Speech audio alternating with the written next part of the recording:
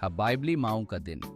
एक खुसूसी पैगाम आज माओं के दिन पर हम उन माओं की ताकत, ईमान और मोहब्बत का जश्न मनाते हैं जिनका जिक्र बाइबल में आया है और जो अपने ख़ानदान और खुदा के साथ वफादारी के लिए मशहूर हैं।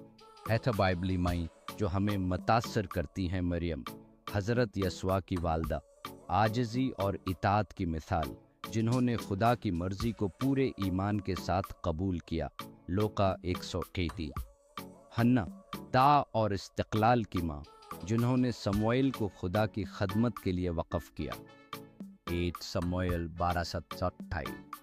सारा, ईमान की माँ, जिन्होंने खुदा के वादे पर यकीन रखा, चाहे उम्र ज़्यादा हो। पैदाइश व दीद 13। रत, वफादारी और मेहरबानी की माँ, जिन्होंने खुदा के मंसूबे को कबूल किया। रत 493।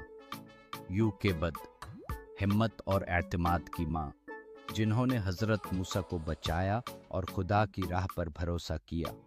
खुरूज 2:10। हज माओं के लिए एक खुसूसी दुआ। ऐ खुदावंद, तमाम माओं को ताकत, हकमत और मोहब्बत अता फरमा, उन्हें अपने ख़ानदान में सुकून और बरकत नसीब फरमा। जैसे तूने बाइबली माओं की रहनुमाई की, वैसे ही आज की माओं को भी ईमान और फजल अता फरमा। आमीन। माओं के दिन की बहुत मुबारकबाद। आपकी कुर्बानियाँ और मोहब्बत हमेशा काबिल इज़्ज़त रहे।